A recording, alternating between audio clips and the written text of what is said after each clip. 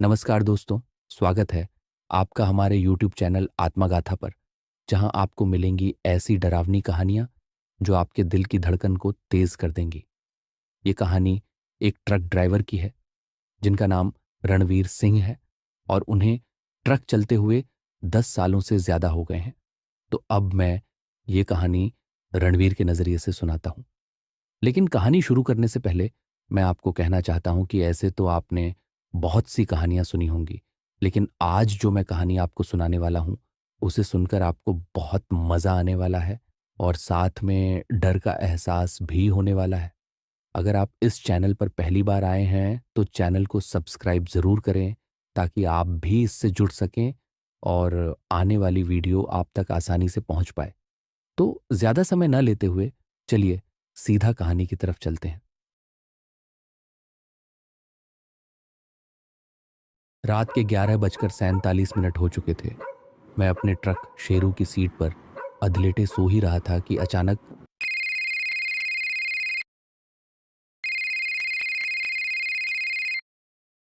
आंखें मिचमिचाईं। स्क्रीन देखी, अनजान नंबर। हेलो। दूसरी तरफ से एक भारी सपाट आवाज आई। रणवीर भाई, एक अर्जेंट ऑर्डर है, अभी के अभी निकलना होगा। मैं थोड़ा चौंका। इतनी रात को कहाँ जाना है? खड़गपुर खेड़ा, नक्शे में नहीं मिलेगा, लेकिन मैं पिन भेज रहा हूं, सीधा रास्ता है। नक्शे में नहीं मिलेगा? ये कैसा गांव है? मैसेज आया। हाथ से खींचा नक्शा और साथ में 15,000 रुपए का ऑफर।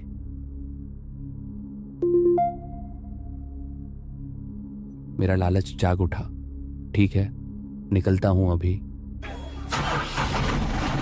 ट्रक की इंजन गड़गड़ाई और मैं चल पड़ा उस रास्ते पर जिसका मुझे अंदाजा भी नहीं था कि यह सफर मेरी जिंदगी का सबसे भयानक सफर बनने वाला है। सड़क वीरान थी। मोबाइल का नेटवर्क गायब हो चुका था। रास्ते में एक पुराना चाय का ढाबा दिखा, बिल्कुल सुनसान। वहां एक बूढ़ा बैठा था, अपनी खाली नजरें मेरे ट्रक पर टिकाकर। मैं रुका। कहां जा रहे हो भैया? उसने भर्राई आवाज में पूछा। खड़गपुर खेड़ा। उसके चेहरे की हवाइयां उड़ गईं। वह बिना कुछ बोले अंदर चला गया। मैंने उसे आवाज दी, ए बाबा, सुनो तो। लेकिन कोई जवाब नहीं। मैंने ट्रक फिर स्टार्ट किया। अब माहौल भारी लगने लगा था। कुछ ही मिनट बाद सामने सड़क पर एक औरत खड़ी थी। सफेद साड़ी, खुले बाल, आंखें बिल्कुल शून्य में। ये कौन है इतनी रात को?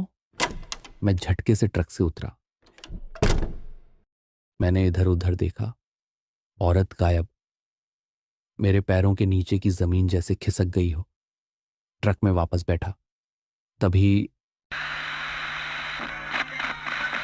तुमने जो रास्ता चुना है वो एक बार का नहीं है। क्या क्या बकवास है ये?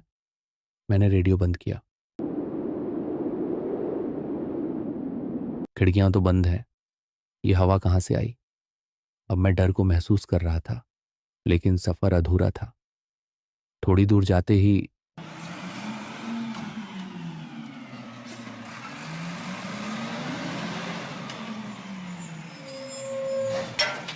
मैं उतरा, बोनट खोला, सब कुछ ठीक। तभी ये कोई है? पीछे देखा, कोई नहीं। अब मेरा गला सूख चुका था, दिल जोर जोर से धड़क रहा था। मैंने किसी तरह ट्रक दोबारा स्टार्ट किया और चल पड़ा। पता नहीं मैं कहाँ जा रहा हूं, पर यह रास्ता सही नहीं लगता। ये सिर्फ एक डिलीवरी नहीं थी, ये एक जाल था।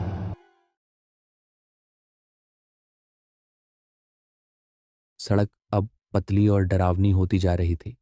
पेड़ों की डालियां ट्रक की खिड़कियों को जैसे छूने लगी थीं।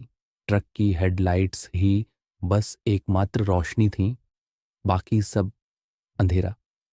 ये रास्ता जैसे हर पल निगलने को तैयार है। मेरे मोबाइल में नो सिग्नल का निशान अब परमानेंट हो गया था। नक्शे वाला रास्ता अब किसी भूल भुलैया में बदल चुका था। थोड़ी ही देर बाद मैं चौंक गया। ट्रक के ऊपर कोई है। मैंने ब्रेक मारा, टॉर्च उठाई और धीरे से बाहर निकला। कौन है वहां ऊपर? कोई जवाब नहीं।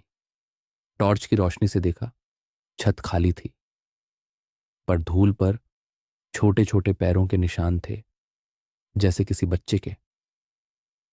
बच्चा इस सुनसान जंगल में। मैं तेजी से ट्रक में वापस चढ़ा। स्टीयरिंग थामते ही मेरी हथेलियां पसीने से तर हो गई थीं। आंखें फिर सामने टिकाई और वहीं दिखा एक लकड़ी की टूटी पुलियां, जिस पर एक लाल कपड़ों में गुड़िया बैठी थी। मैंने ब्रेक मारा। एक गुड़िया यहां। मैं नीचे उतरा। टॉर्च की रोशनी उस गुड़िया के चेहरे पर पड़ी। उसकी आंखें इंसानों जैसी थीं, ठंडी और निर्जीव। जैसे ही मैंने हाथ बढ़ाया, कौन? पीछे मुड़ा, कोई नहीं। गुड़िया वहीं छोड़कर मैं भागा और ट्रक में जाकर बैठ गया।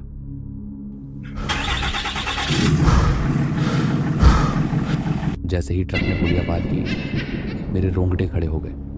अब ट्रक के शीशों में अजीब परछाइयां दिखाई देने लगीं। एक बार दाईं ओर देखा, ऐसा लगा जैसे कोई बैठा हो। कौन? पीछे पलटा, सीट खाली। मैं अब ट्रक नहीं चला रहा था, डर चला रहा था। रणवीर, ये सब तेरा वहम है, थकान है। लेकिन मेरे मन के किसी कोने से जवाब आया, नहीं, तू अब वापस नहीं जा सकता। रास्ता अब और गहरा हो चुका था। काली सड़कें मुझे निगलने को तैयार थीं। मेरे हाथ स्टीयरिंग पर कांप रहे थे, आंखें सामने, लेकिन मन में बस एक सवाल, क्या मैं अकेला हूं या कोई मेरे साथ है? सड़क पर अब कोहरा उतर आया था, इतना घना कि हेडलाइट भी मुश्किल से 2 मीटर दूर तक जा रही थी। ट्रक धीरे धीरे सरक रहा था, जैसे किसी अनदेखे डर के दलदल में फंस गया हो। कुछ दूरी पर कोहरे के बीच एक पुराना मील का पत्थर दिखा। उस पर लिखा था, खड़गपुर खेड़ा, 3 किलोमीटर पर। अजीब बात यह थी कि यह पत्थर टूट चुका था और उस पर सूखी लाल लकीरें थीं, जैसे किसी ने खून से लिखा हो। ये कोई इशारा है? मैंने ट्रक धीमा किया, पर तभी फिर से, कोई है छत पर। मैं चिल्लाया, कौन है बेसाले? उतर नीचे। पर कोई आवाज नहीं आई, सिर्फ टायरों के नीचे से उखड़ती मिट्टी की खरखराहट। अचानक ट्रक की हेडलाइट्स बंद हो गईं। मैंने ब्रेक लगाया, ट्रक रुक गया। चारों ओर सिर्फ अंधेरा। मेरे दिल की धड़कन अब इतनी तेज थी कि जैसे कानों में बज रही थी। मैंने लाइट दोबारा चालू करने की कोशिश की। चलना यार, अब मत रुक प्लीज। तभी एक तेज फुसफुसाहट कानों में आई।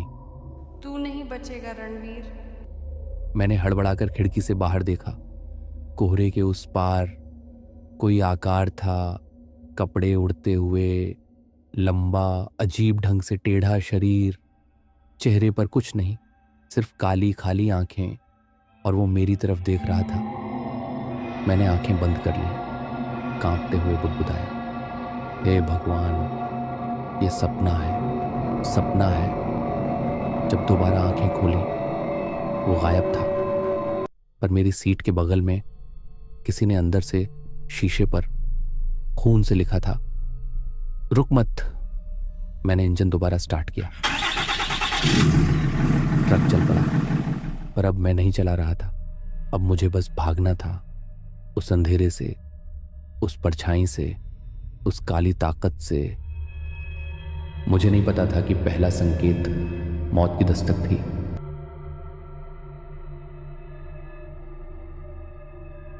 घड़ी में रात के 2 बज रहे थे। मैंने गूगल मैप दोबारा देखा। स्क्रीन ब्लैंक थी, लेकिन पिन जो भेजा गया था अब सिर्फ कुछ मीटर दूर था। शायद अब मंजिल आ गई है। ट्रक ने एक कच्चे रास्ते में मोड़ लिया। चारों ओर सूखे पेड़, टेढ़ी मेढ़ी डालियां जो ट्रक की छत को बार बार खींच रही थी। सामने एक टूटा हुआ साइन बोर्ड दिखा। उस पर मिट्टी और खून जमे हुए थे, लेकिन धीरे से पढ़ा गया, खड़गपुर खेड़ा, स्वागत है। सांस थामते हुए, ये जगह तो मानो जिंदा ही नहीं। गांव की पहली झलक ही कुछ ऐसी थी कि जैसे किसी ने इसे सदियों से भुला दिया हो। हर मकान टूटा, जला हुआ, काई से ढंका हुआ। सड़क पर न कोई आदमी, न जानवर, बस सूखी धूल और सन्नाटा।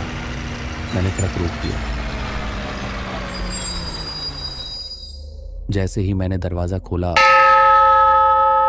हैरान स्वर में, यहां मंदिर? मैंने ट्रक से नीचे उतरते ही महसूस किया हवा भारी हो गई थी, जैसे किसी ने मेरी गर्दन पर हाथ रखा हो। गांव के बीचों बीच एक पुराना कुआं था।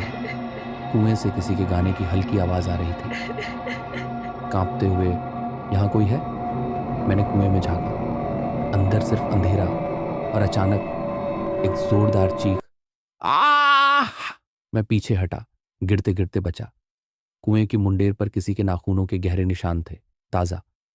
इस जगह में कुछ हुआ है, कुछ भयानक। मैं वापस ट्रक की ओर भागा, लेकिन तब गांव की गलियों से लोग निकलने लगे, मगर सब बिना चेहरे के। उनके चेहरों की जगह सिर्फ चिकनी सफेद चमड़ी थी। कोई आंख नहीं, कोई मुंह नहीं। तो मेरी तरफ बढ़ने लगे। नहीं, ये सपना नहीं हो सकता। मैंने ट्रक का दरवाज़ा खोला, बैठा और तुरंत इंजन स्टार्ट किया। मैंने बैक गियर मारा और पूरी ताकत से ट्रक मोड़ा, लेकिन पीछे वही औरत खड़ी थी, सफ़ेद साड़ी, काले बाल और काली आंखें। इस बार वो मुस्कुरा रही थी। अब मैं कहाँ फंस गया हूँ? ये गांव मर चुका है और अब मैं इसका हिस्सा बनने वाला हूँ। क्या रणवीर अब बच पाएगा, या अब उसकी आत्मा भी इस खोए हुए गांव में कैद हो जाएगी?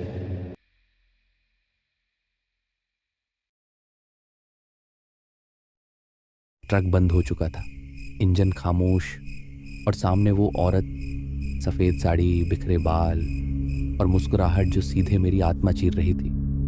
तू कौन है? पर जवाब देने के बजाय वो पलटी और गांव की एक गली में धीरे धीरे चलने लगी। मेरे पांव अपने आप उसके पीछे उठने लगे। गली के आखिरी छोर पर एक पुराना स्कूल था। दरवाजा आधा टूटा, खिड़कियां जंग खाई हुई। औरत वहीं जाकर रुक गई और अचानक गायब हो गई। ये जगह मुझे कुछ दिखाना चाहती है। मैंने स्कूल का दरवाजा खोला। अंदर एक पुरानी ब्लैक बोर्ड थी और उसके नीचे दर्जनों छोटे जले हुए जूते। दीवार पर लिखा था 29 अगस्त, ब्लड डे। Blood day. तभी क्लासरूम की खिड़की से किसी ने झांका। एक छोटा लड़का, उसकी आंखें बिल्कुल काली, और वह कह रहा था, उन्हें सब जला दिया मास्टर साहब ने। क्या ये जगह स्कूल की हत्या स्थली है? मैं भागकर उस खिड़की तक गया, लेकिन वहां कोई नहीं था। अंदर अब धुआं धुआं सा था, जैसे पुरानी यादें अब धुएं में बदलकर जाग रही थीं। तभी मेरे सामने की दीवार पर खुद छायाएं बनने लगीं। एक टीचर, हाथ में छड़ी, बच्चे रोते, चीखते और फिर जलते हुए। ये सब किसने किया और क्यों? और उसी वक्त पीछे से वो आवाज आई। वही औरत अब बहुत पास थी। उसने कहा, क्योंकि मास्टर साहब ने कहा डर से बड़ा कोई इम्तिहान नहीं होता, और उसने सबको फेल कर दिया। मैंने पलट कर देखा। स्कूल अब अंदर से जलने लगा था। दीवारें पिघल रही थीं, फर्श खून से लथपथ था। मैं दौड़ते हुए बाहर निकला। गांव अब वैसा नहीं था। हर घर से अब रूहें निकलने लगी थीं, कुछ जलती हुई, कुछ सिर कटे, कुछ बच्चों के रूप में। सब रणवीर रणवीर चिल्ला रहे थे। मैं नहीं रुकूंगा, नहीं रुक सकता। ट्रक तक भागते हुए मैंने देखा, ट्रक पर वही औरत बैठी थी, पर अब उसकी शक्ल में सैकड़ों आंखें थीं। मैं चिल्लाया, कोई है जो मुझे बचा सकता है। तभी ट्रक के मिरर में दिखा एक बूढ़ा आदमी लाठी लेकर खड़ा मुस्कुरा रहा था। उसने कहा, अब सिर्फ सच बचा सकता है बेटा, जो तू जानना नहीं चाहता। तो बताओ सच क्या है? क्या रणवीर जानेगा उस गांव की आखिरी रात का रहस्य? वो रात जब मास्टर साहब ने पूरी बस्ती को आग में झोंक दिया था। अगर आपको ये कहानी पसंद आई हो तो वीडियो को लाइक कीजिए, चैनल को सब्सक्राइब कीजिए और घंटी का बटन दबाना मत भूलिए, ताकि आप अगला भाग सबसे पहले देख सकें। कमेंट में बताइए आपको कहानी का कौन सा हिस्सा सबसे ज़्यादा डरावना लगा। मिलते हैं अगले भाग में एक और डरावनी सच्चाई के साथ। धन्यवाद।